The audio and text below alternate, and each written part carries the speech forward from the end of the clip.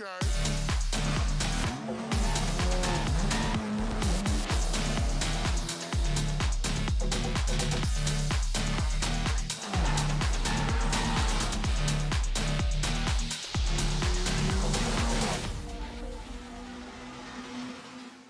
Well, what has already been a blissful year in the Formula Regional European Championship by Alpine, we go racing once again, this time here at the Misano World Circuit. Marco Simoncelli on the Misano Adriatico, the province of Rimini, here in the heart of Emilia-Romagna, Italy, ahead of another season in the Formula Regional European Championship by Alpine, our fifth season as well to boot, since it all began back in 2021, that has produced champions of the realms of Gregoire Sorsi, Dino Beganovic, Andrea Kimi Antonelli and Rafael Camara, last season's champion as well. As we now look to head down with a look to the grid. You can see the drivers getting set and ready to go after a blissful qualifying first thing this morning that kicked things off with Freddie Slater with plenty under his belt. A phenomenal campaign he has had in prior seasons in Italian F4 and since arriving on the F3 scene, managing to get himself within the top two, finishing second at Bahrain in FIA Formula 3, just behind Nicolas Solov. My name is George Morgan, your commentator for this weekend, as we look to get another campaign underway. He's going to be met with, as well, Matteo De Paolo on the front row of the grid, starting second place after commencing Group A. I think we could possibly head down to Laura on the grid.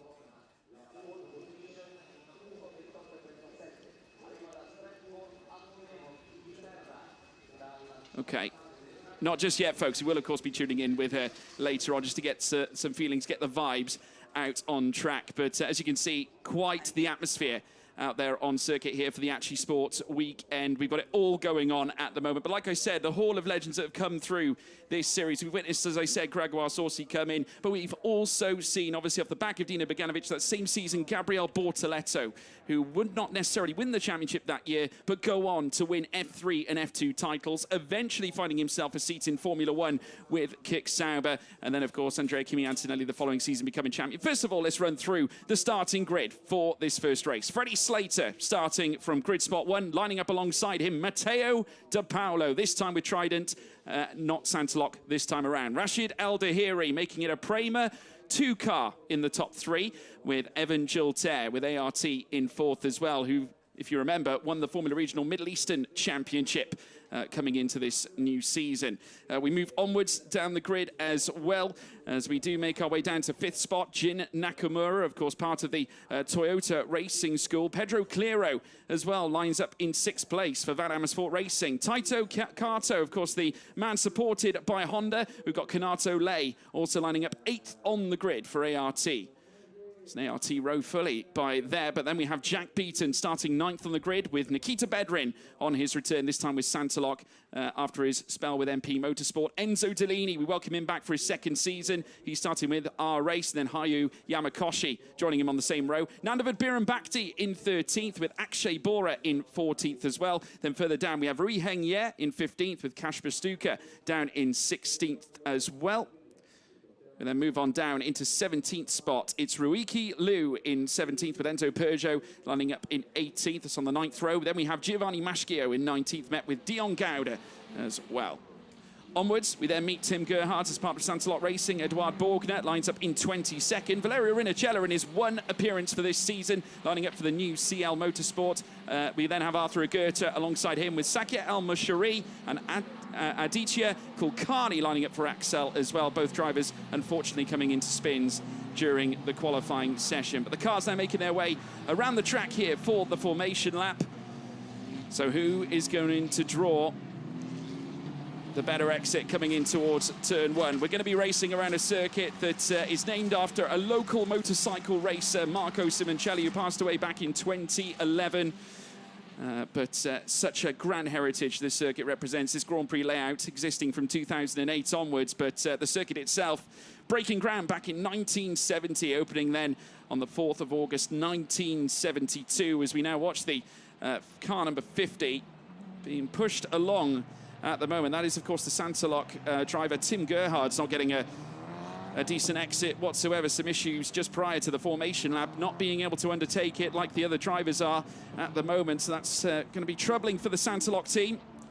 But going back to what I was saying before with former Formula Regional European Championship by Alpine talents moving into the realms of Formula One, we are, of course, talking about not only Gabriele Bortoleto, but Andrea Kimi Antonelli. Of course, going back to 2021, the year that Gregoire Saucy went on to win the championship. That same year, Isaac Hadjar was racing in the series with R-Race GP, has now since joined the Racing Bulls team. Of course, he built his way through to the realms of F3 and F2, part of the Red Bull Junior team. I'm sure that many of these drivers on the grid are hoping for the same trajectory as well. Of course, Andrea Kimi Antonelli, we got to celebrate his phenomenal sprint race pole, becoming the youngest driver to take a pole position, regardless of what race it is, whether it be sprint or, of course, the main feature race. And what an achievement that is as well for the young Italian, who made his mark, that's for sure, back in 2023, nestling in 3 poles in this series, along with 5 wins and 11 podiums, eventually hitting 300 points. But this man, Freddie Slater, who broke his record in Italian F4 last season, and not only that, breaking Dennis Hauger's own records in the series as well. He arrived in competing in Italian F4, now out on the track, ready to deliver a potential additional championship, this time coming out of the Formula Regional European Championship by Alpine, as the rest of the cars now set up onto the grid. Remember the point system coming into this one, traditional Formula One style point system, 25 points for a win, filtering all the way down to a single point as well. And we'll be undertaking this over 30 minutes plus 1 lap to bring an end to this race. There is Freddie Slater. Can he carry on from where he started in qualifying this morning? The young Brit coming into this, 16 years of age, as the safety car now pulls up behind the runners as we await the lights to go red, and all 5 go out. It's pedal to the metal for the 5th season in the Formula Regional European Championship by Alpine, and Freddie Slater not necessarily getting off to the best of starts. He's being met certainly side by side here with Matteo De Paolo, who's got his inside line, and Slater's round. Oh my goodness, and the car's being collected. Looks like some rear suspension damage. That's car number 11. That belongs to Jin Nakamura, who's being collected, and that's left Matteo De Paolo out in front. So the man who started on pole position, leading into this first race of a brand new championship, Freddie Slater, around, coming through the first sector as now we watch the cars filter through in towards sector 2. It's Matteo De Paolo out in front. Evan Gilter coming in to join the party. He's in second. And now the one Prema driver inside the top 3. Rashid Al-Dahiri has got to do the work all by himself. Of course, Jack Beaton gaining a couple of places. He's up to 7th as well. As we now watch them come through the middle, once again, Al-Dahiri coming toe-to-toe this time with Pedro Clero, who has been absolutely sensational in pre-season testing, managing to pick up 2nd place after 2nd place, looking for that victory. We have got a safety car now coming out onto the track. The safety car is confirmed out here out on track, so the drivers have to get down into an orderly fashion. We did see, of course, Jin Nakamura's car, the rear left tyre, or the rear left wheel coming away from the chassis. So he will not be able to move it from that gravel trap regardless, or indeed from the grass. But what an unbelievable moment to kick things off. Young Freddie Slater, who I must say it looked like he had this at this moment in time. We know how tricky Misano can be to overtake. Qualifying is ever so important. The drivers have been saying it all weekend. And unfortunately, that's put him in a bit of an obscure position. Let's have a look now at how the start happened. Of course, it wasn't necessarily the best of starts from Slater. He sort of careered over to the inside. Matteo De Paolo meeting him side by side as they went through turn 1. And as they did so, all the action seemed to unfold coming through turn 2 and turn 3. And there it is. There indeed it is. The R-Race GP will be able to see it better from this angle. Slater had spun prior to the apex, caught in front. It's the front left. I do apologize. Front left tyre coming loose on what looks to be the 11th R-Race GP, Jin Nakamura, who looks like both drivers have met each other just to obviously make sure they're okay. Great sportsmanship from both of them, but that's really, he was unlucky, Hayu Yamakoshi. He was kind of caught blindsided, obviously, with the spin from Freddie Slater. It's just one of those, I suppose, moments that is that. It's just simply unfortunate. But of course, Yamakoshi coming into this series, part of the Toyota Gazoo Racing Driver Challenge program. And in fact, Kamui Kobayashi has been here this weekend and is, of course, keeping a watchful eye, I'm sure, on Jin Nakamura, giving him that immense support. The young man from Chiba, Japan, in only 19 years of age, has competed in all sorts, Super GT, also part of, well, he made a start in the Macau Grand Prix back in 2024 as well, and obviously now racing for our Race GP in Freca, but came sixth with a solitary podium in the Super GT Championship back in 2024. Of course, now coming into single-seaters, and yeah, tricky visit. There's young Freddie Slater. I'm sure he's bitterly disappointed with how that unfolded. A very rare moment, certainly for the young man, the young Brit, who has pretty much won it all since we've witnessed him step into single-seaters. The only thing, obviously, he did not win was, of course, the Formula Regional Middle Eastern Championship. Of course, we'll look back at some of his results over his time in racing. Of course, made quite the statement in FIA karting in its European Championship, and OK Junior becoming a champion there in 2021. He then went on to win the Ginetta Juniors Winter Series Championship before then joining the full main championship in 2023, winning that one with 16 race wins. As we now await the cars to get underway to full speed, as now Mattia De Paolo brings an end to the safety car. He now becoming essentially the safety car around the final corner. He will go. And now moving up towards the start-finish line. Green flags now being waved, and they'll put pedal to the metal for the second time in this race now. And it will be Mattia De Paolo who takes them down through towards turn one. A very orderly restart, as you'd expect. We then have Evan Gilter in behind, who has a great chance after not necessarily hitting the heights in qualifying, getting undone by Mattia De Paolo. Of course, Gilter, who won his opening race last season back at Hockenheim Ring, is looking to do the same again, coming in off the back of winning the Formula Regional Middle Eastern Championship in the winter of this year. And you must think that this will provide the ART with an opportunity. Looks like the grass has been kicked up as well. I wonder if that came off Pedro Claro, because we just saw him weaving slightly, perhaps just trying to relieve some of the dirt off the tyres. As they now race through the first sector in towards sector 2. It is still Mattia De Paolo, Evan Gilter, Rashid Al-Dahiri, who was also brilliant in qualifying as well. Claro, who we mentioned, has been brilliant all weekend. There is Jack Beaton from the Gold Coast in Australia, who took the fight to Freddie Slater back in Italian F4. There's a few movements going on further back as well. Beaton being met by the likes of Nikita Bedrin, who is now racing for the Santaloc Racing team as well, as they now cruise through once again. Just see they're urging a little closer this time.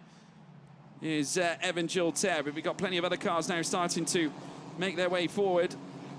CL Motorsport also in for their first weekend of the championship. A little bit of movement there from Kasper Stuka as well, with Giovanni Maschio all over his tail.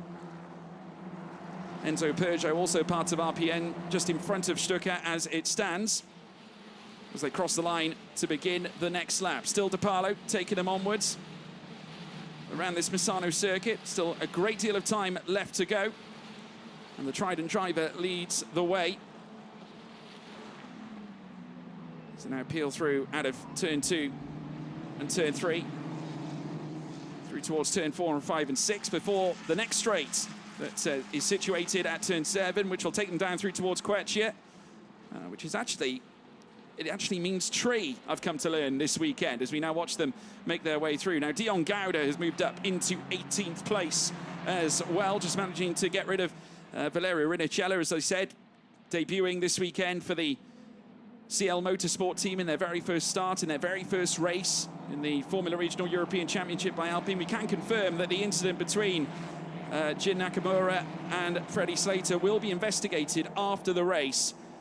But very unfortunate moment for both drivers, who I'm sure will be contesting for the big points throughout the course of this season. A lot of excitement brewing, obviously, with a 10-round calendar taking us through to the end of October. So lots can happen in between now and then. Plenty of twists and plenty of twists and turns, that's for sure. Much like here in the first sector of Misano as well, especially when you come out of turn 1, turn 2. We've got Variante del Parco, which can throw the odd curveball. Quite a delayed right-hander that can open up a couple of doors as well, as we now watch them filter through once again. Just very aggressive over that curves, committing to it. As they now send it in towards turns 4, 5 and 6. Mathieu De Pallo taking the fastest lap of the race at a 1:31.082.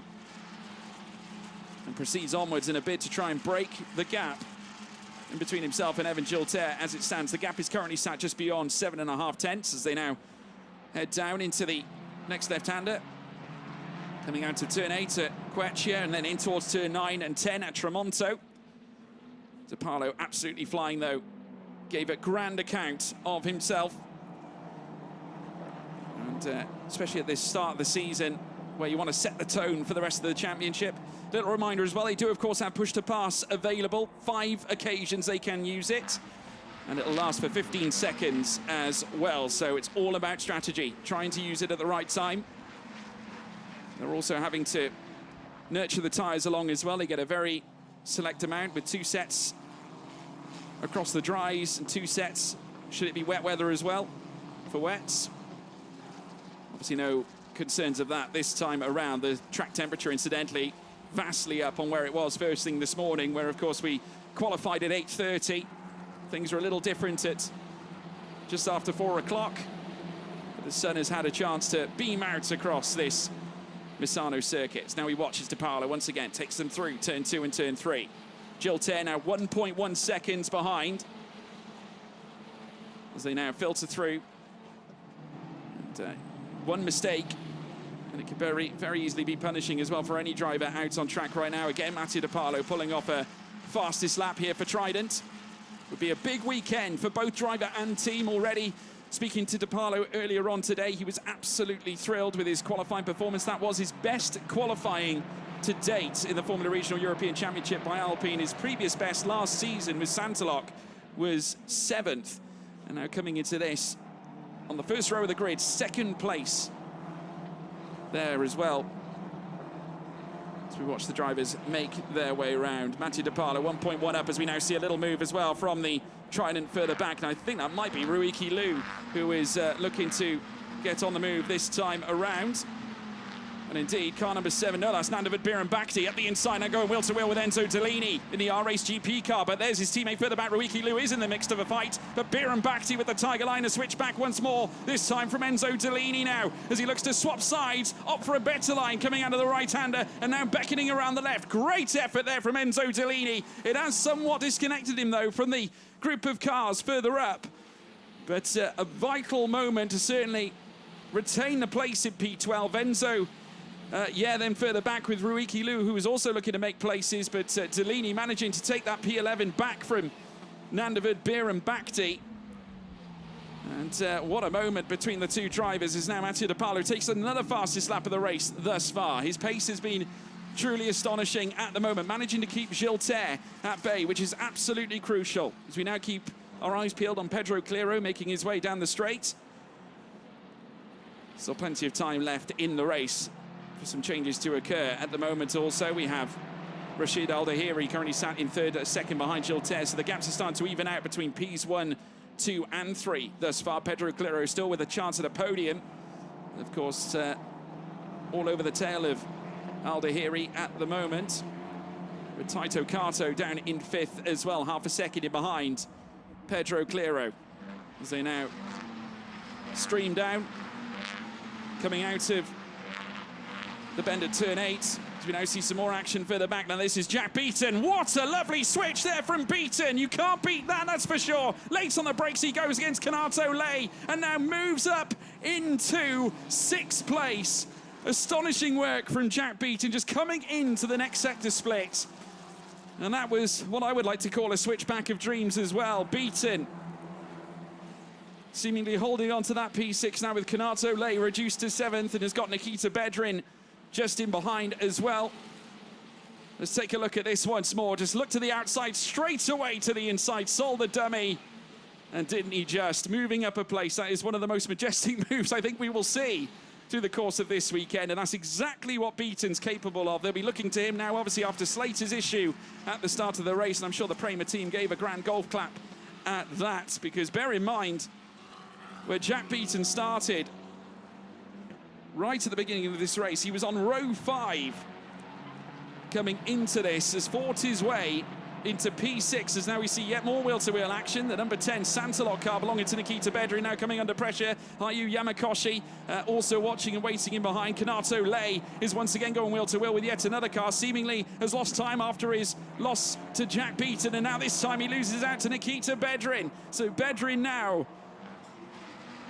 moving up and holding on to 7th, with Kanato Lei now dropping down to 8th. He's got Yamakoshi for company as well. And Yamakoshi now straight away going on the attack. Finds and takes his opportunity and takes the place away. And you do have to wonder whether the Kanato Lei is struggling for something, and a very aggressive look there once again from Yamakoshi, as they now sprint through the middle sector and through towards sector 3, but this battle still raging on. It's now race down through towards turn 1, 16 minutes and 15. Another fastest lap for Matteo De Paolo. The gap stabilising at around 1.2 seconds or so. Kanato Lei might find himself on the end of something else here as well, because Ashke Bora, as part of the R-Race GP conglomerate, is now also looking for his own opportunity. So they now come out back onto the straight out of turn 6. And down through towards turn 8 from turn 7, where they'll meet the Quercia corner. Heavy on the brakes as they reach the braking zone and in towards turns 9 into Tremonto. But De Paolo has pulled off a wonderful stint thus far, and the 31 of Ashke Bora now looking to plunge for his chance and dashes past Kanato Lei, who now has the return on the outside, but obviously will forfeit that Tiger line, which Bora is going to look to capitalise on and indeed try and hold position. Kanato Lei now looking to the inside again, but seemingly can't hold them back anymore. And Akshay Bora now up into 9th place. More points on the table here for R-Race GP, that's for sure. As now we watch them make their way down through towards the latter stages of this lap. They're all hustling out of Carrow Corner at turn 14 at the moment, with 15 minutes plus 1 lap to go. Evan Giltaire now outside by yet another 1/10 of a second. It's 1.3 as De Paolo looks to continue on his rampant run, with Aldahiri just about staying within a second on Evan Giltaire as it stands. Another fastest lap for Matteo De Paolo. Last time around a 1:30.326 to go fastest here on lap 9. Now into lap 10. It's Kanato Lei once again. Makes his way around this time with Enzo Dellini on his tail, and this will be the second of the R-Race GPs that are going to come and take him on here. Definitely looks like he's struggling with something at the moment. He's been in free fall right through out of the top 10 thus far. We all know how good ART are as well with young drivers. Of course, they were responsible for the phenomenal championship that Gregoire Saucy had back in 2021. Down the inside comes Enzo Dellini, and up indeed he will go inside the top 10, or at least in the top 10 now. Wonderful talent, of course, that was formerly part of the Red Bull Junior system. Now has since gone independent, hence why he's using the standard R-Race GP livery. Kanato Lei seemingly looking to try and tag him back, though, as he looks to the inside. Looks like Dellini's just trying to cover him off here at this point. Remember, they do, like I said before, have the usage of push to pass. So Kanato Lei might be looking to try and at least get 1 place back. Doesn't want to forfeit any level of points here at this stage, especially seeing as he started so prominently, as they now race through the mid to latter stages on this lap. Now coming around the final corner. Sprinting down through towards turn 1 once again. There is Matteo De Paolo. In behind Evan Giltaire. Aldahiri still. The top 3 remain as they were after the safety car. It shows no signs of changing. The gap is now 1.6 between Matteo De Paolo and Giltaire this time. So again, the squeeze has been put on. Got to give Akshay Bora a lot of credit here as we take a look at the place gains. I mean, 5 places gained here for Akshay Bora, and you can just see there as well the amount of places that Kanato Lei has lost. He's in fact lost 3 at the moment. Of course, starting inside that top 10 in P8 position, dropping down into 11th, and has got Nandavud Biran Bhakti for company now. He's only 3/10 away from him. That's the number 7 Trident driver.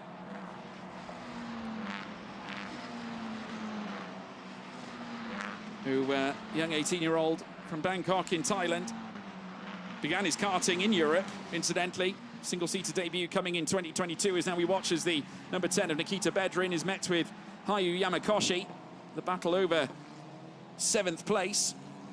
With him behind, Ashke Bora also coming into this fight as well. So some late drama could yet present itself, though we have still got just under 12 minutes remaining. Of course, plus the extra lap as well. As they now come in towards the final bend, taking them through Misano corner at turn 16. Then hustling down the long straight, and this time, an end of the status quo in terms of fastest laps. It goes to Rashid Al-Dahiri in 3rd place, who's now only half a second away from Jilter's tail. So maybe a late charge here from Al-Dahiri this time. As they now stream through the first sector. Knato Lay with a queue of cars in behind now, looking to dodge and weave past him. Nandavud Birenbhakti is one of them, with Enzo Yer and Ruiki Liu also part of this, with Enzo Peugeot as well further back. Of course, we've seen a few driver movements coming into this season as well. As we look at the likes of Enzo Peugeot, bit of a moment there indeed for the number 5 of Ruiki Liu. Just got caught a little bit sideways. I think just heavy on the brakes coming into that very sharp turn 8. When you come through Quersha corner, you are heavy on the brakes right by there, so that's unsettled him a little bit and perhaps opened the door here for Enzo Peugeot, who, as I said, has moved over from Sansalok to join Keith Donegan's RPM team. Of course, a highly rated young man in the realms of French F4, did so well in that championship. And obviously, we've seen what RPM can do with young drivers as well. Like we mentioned, the likes of Santiago Ramos in the past is now a late move here up the inside straight away. Here from Enzo Peugeot, and what a blissful overtake. Managed to pull it off as well with next to no contact whatsoever. That is Peugeot now up into 14th. And I don't think Ruiki Liu saw that coming. Let's see that again very late in the day as they filtered around the final corners here at Misano. That move underdone coming out of turn 15, and what a move it was as well, as now we see yet more tie-ups here this time around with the 35 making contact, and that's a spin of Kasper Stuka. Kasper Stuka is round at the same place that we lost the likes of Freddie Slater and also Jin Nakamura as well. That is an absolutely unfortunate moment for Kasper Stuka, who marks his debut here in the championship this season for G4 Racing. Ruiki Liu was directly in front of him. It looked like Kasper Stuka just had the better run, whether it was that Liu got a little early on the brakes or whether it was just a late gamble from Kasper Stuka to gain a place. Just looks like he caught a tight line. There's a pinch point by there where, of course, contact can happen. But unfortunately for Kasper Stuka, he was the one who found the grass. And therefore, we'll have to rejoin, forfeiting quite a bit of time and also places to boot. Not ideal at all. We'll now see him drop further down the order, but unfortunate there for Stuka, who's now coming out of this in currently registering 19th place on our timing tower. 3.5 seconds behind Eduard Borgner. So they head through with 8.5 minutes plus 1 lap still to go. There's the battle for P2 now. It's starting to kick up. It's Evan Gilter and Rashid Al-Dahiri who still holds the fastest lap of the race that he managed to pull together on lap 11. Let's take a look at this again. Now, this is the number 7 of Nandavud Birenbhakti. These are the 2 RPM drivers getting close together. Enzo Yer and also, by the looks of it, Enzo Peugeot as well. Just having a bit of a scrap. And what we are hearing as well with regards to the incident from earlier on from Kasper Stuka, incident, no action necessary, have deemed race control. So we watch the car stream down through towards the next row. We just saw as well Evan Gilter getting a little deep into the gravel, just coming out of curve 1, or coming through curve 1 at turn 11. Won't want to step in there too far as they now race around turns 12 and 13. Caro corner coming up next. There's Gilter and Rashid Al-Dahiri. That gap has well and truly come down at this point. It is fairly minimal, around half a second between them as it stands. In fact, it's 4/10. It's a little closer than that. So no time like the present. Rashid Al-Dahiri, Prema, of course, looking for as many points as they can muster. And Tell you what, the other driver, Jack Beaton, that they have in their rostrum, currently sat in P6. Obviously, while it's not the victory that Freddie Slater could have brought them after achieving that pole position, that phenomenal pole to kickstart his Freca campaign, they can salvage something out of this Misano race to open up our season's account. Matteo De Parlo still at the top, fastest lap, as I said. Jack Beaton now started to get into the race. Currently sat 7.1 away from Taito Kato at the moment, 1.2 between them. It's 7.1, I should say, off the top. Taito Kato around about 5.7 off the top, so essentially that's where we do get the 1.2 from. If he keeps on working like this, it could be a top 5 in prospect for the young Aussie. So we watch them now head down the long straight. I mean, what a phenomenal performance this has been from Matteo De Parlo, 2.3 up. And whilst obviously Slater did have that spin, we definitely can't discredit De Parlo at all on his getaway. He was fully committed into turn 1, had the better launch, I think, as well off the line, which obviously helped him. Slater not getting the best of jumps, which did put him under quite a level of pressure. And that's exactly what he would need to do, because, of course, it is difficult to overtake. Obviously, not difficult for some. Some drivers have obviously chanced their arm and have been successful already through the course of this race, but conventionally, it is tricky, and that's what makes qualifying oh so important. And Matteo De Parlo proving that point, obviously giving Slater a run for his money through turns 1. So could we see yet another driver begin to enter his name into the fold for this season's championship with performances like this? And with the many races ahead of us that are still to come, of course, in this 10-race championship, as we mentioned. Of course, we go to Spa for round 2, not to mention Zandvoort, Budapest, Le Castellet, Imola, Spielberg, Barcelona, penultimate round at Hockenheim Ring, and then Monza, a home race to end off the season. Of course, we have a 3-part Italian fixture in our calendar, we're including today's, which is, of course, part of the Acci weekend. We also have Imola coming up in round 6, as I alluded to, and obviously Monza being the season finale.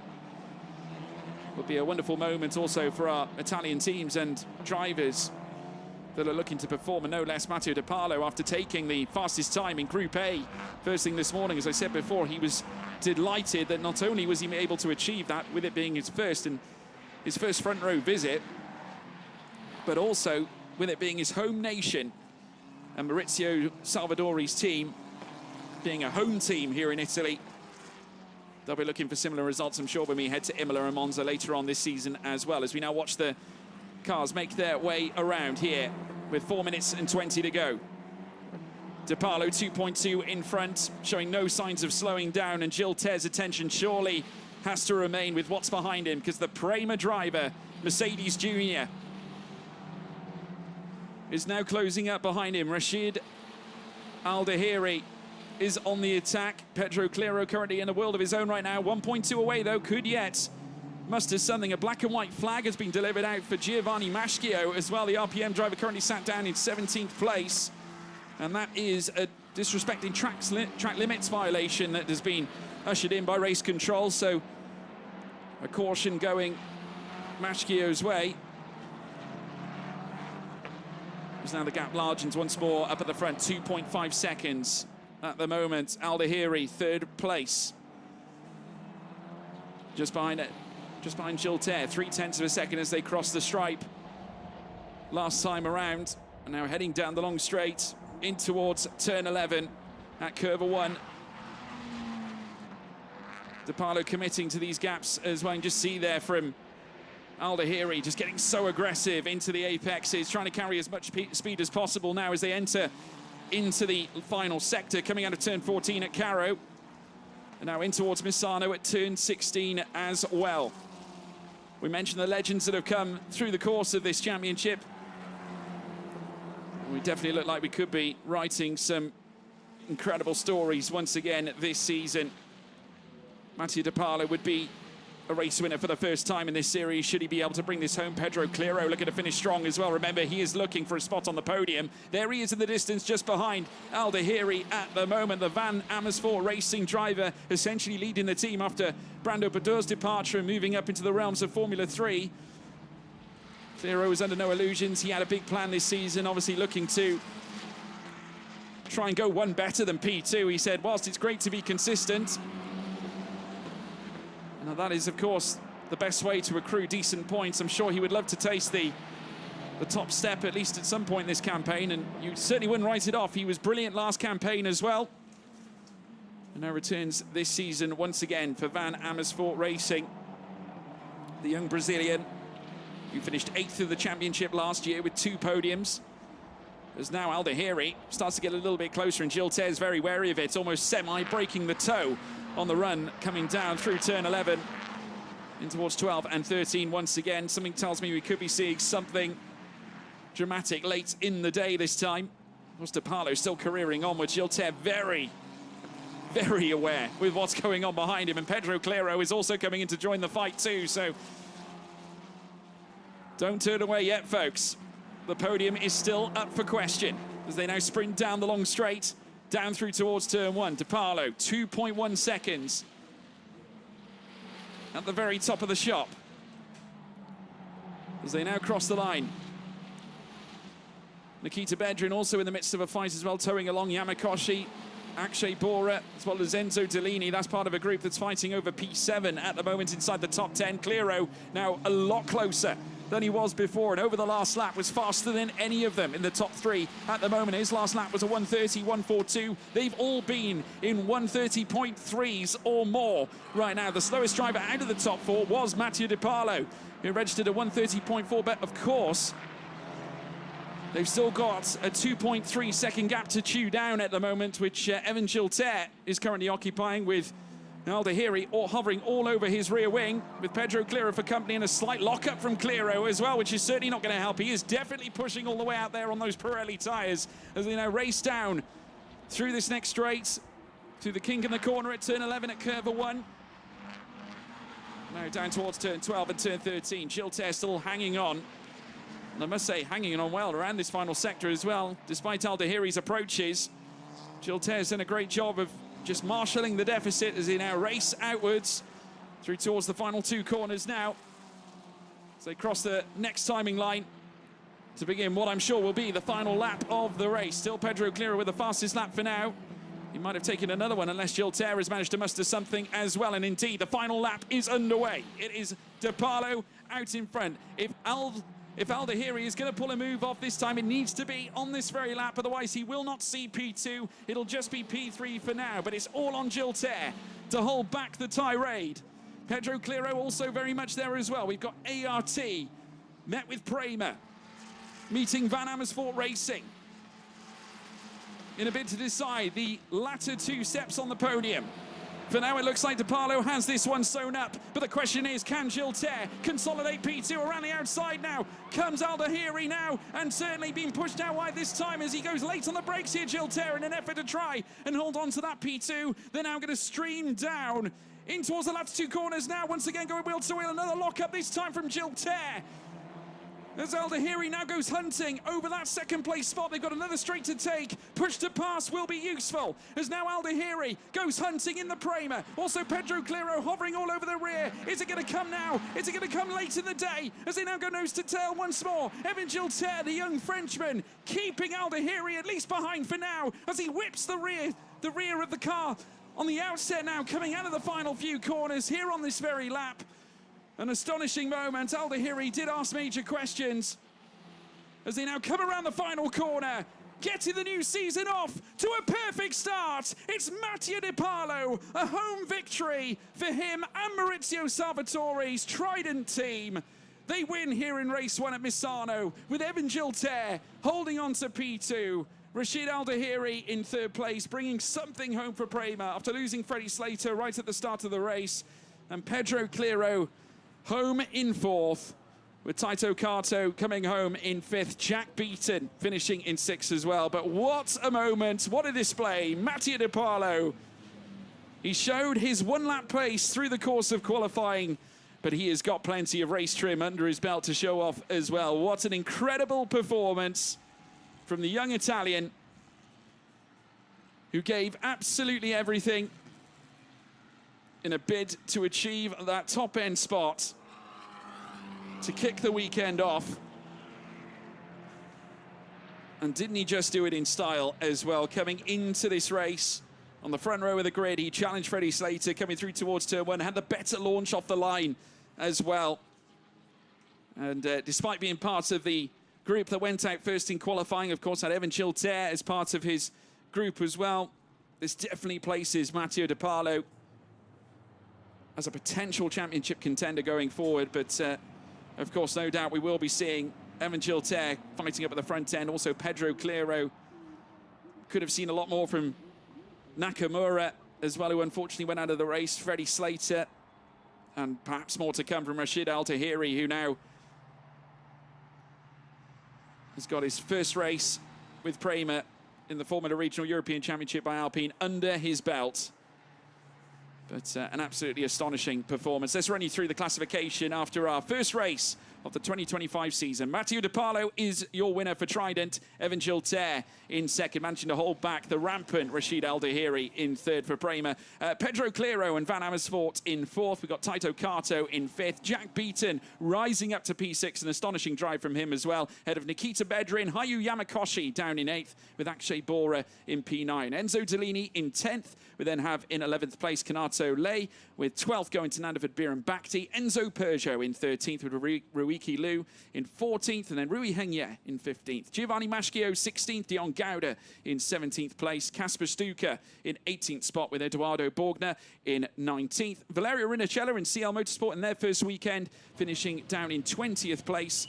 And then as we look onwards and further down, we have, of course, got Kulkarni finishing in 21st for Axel GP in their first start as well, met with his teammate Sakir Al-Moshari as well. Arthur Agurta finishing in 23rd. Tim Gerhardt's, of course, retiring right at the very start prior to the formation lap. And, of course, we lost Freddie Slater and Jin Nakamura right at the beginning, coming through turns 2 into turns 3. But obviously the incident will be investigated by the stewards after. But what an astonishing display. Brilliant performance from Matteo De Pallo.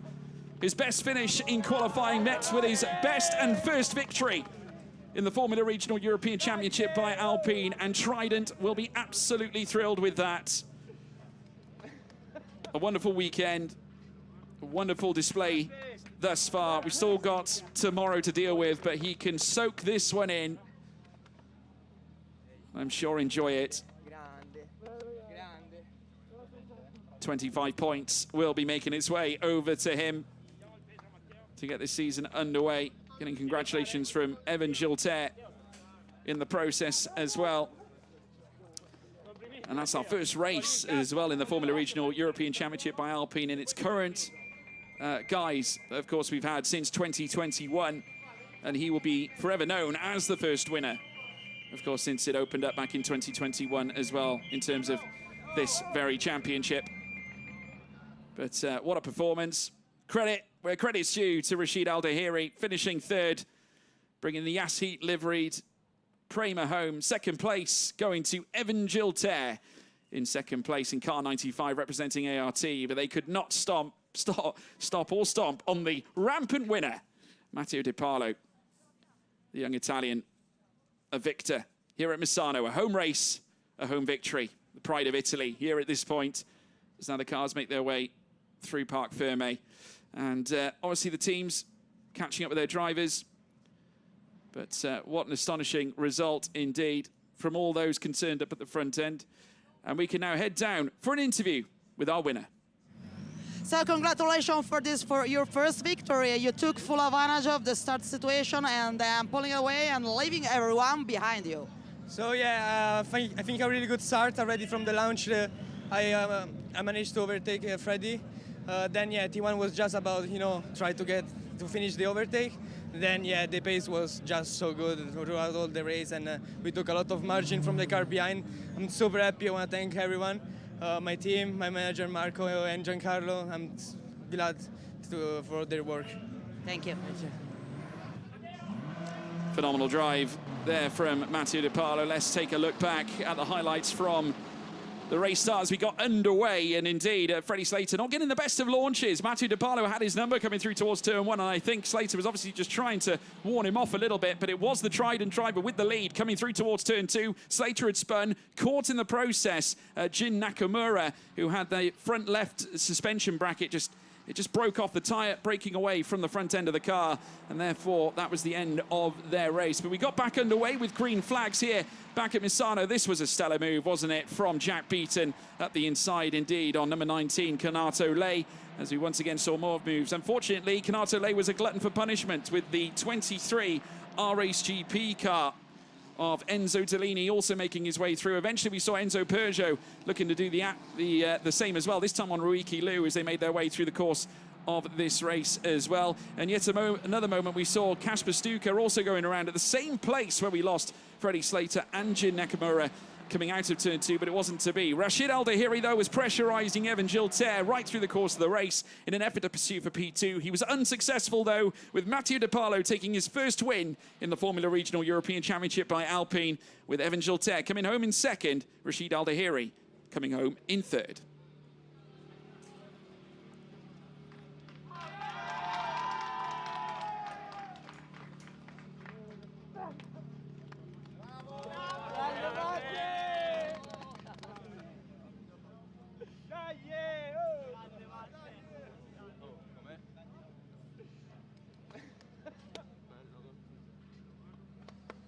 Well, a wonderful moment indeed that will be shared, I'm sure, with his family as well. But first and foremost, we've got the podiums to also look at as well. And a special day for Rashid Al-Dahiri in his first start in the championship as well. Of course, we look back at what he's accomplished in the past coming into this series. The young 17-year-old from Abu Dhabi, a winner in the WSK Super Masters Series back in 2019 and 2021. Of course, celebrating there is Matteo De Palo, and for good reason too. Credit to him, Mark. There's our podium sitters. Matteo De Palo, Evan Gilter, Rashid Al-Dahiri, representative from the Trident team as well. Massive congratulations to them. Big smiles on the faces of all our drivers. And Dion Gauder, of course, finishing the highest of the rookie talents, taking the rookie race win. Trophies being presented as well to our podium sitters. Third place trophy, of course, going to Rashid Al-Dahiri.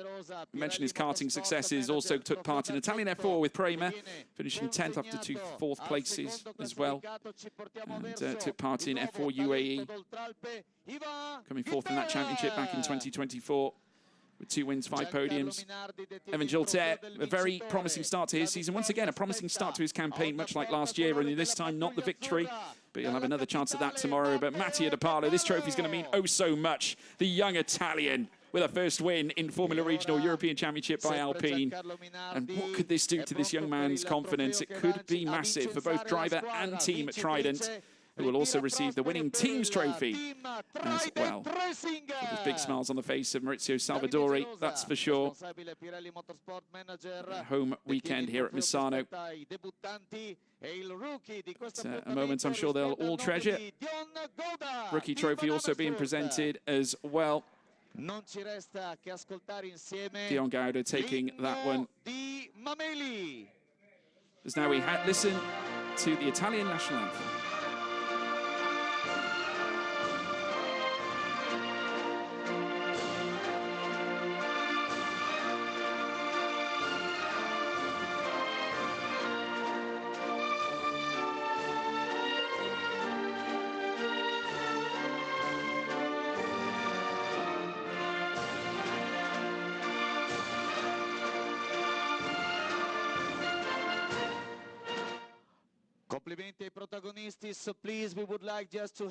So there we have it, folks. That's race 1 in the books. They'll now all stand for a podium photo to cap off today's race. But that is the first race of the season in the books. Join us back again tomorrow. We've got another qualifying session to bring you at 8:30 local time before we go racing for race 2 again tomorrow in the afternoon. But from me, George Morgan, and all of us here at Misano, we'll see you tomorrow. Goodbye. Can you look downstairs, please? E ora si brinda, si stappano le bottiglie.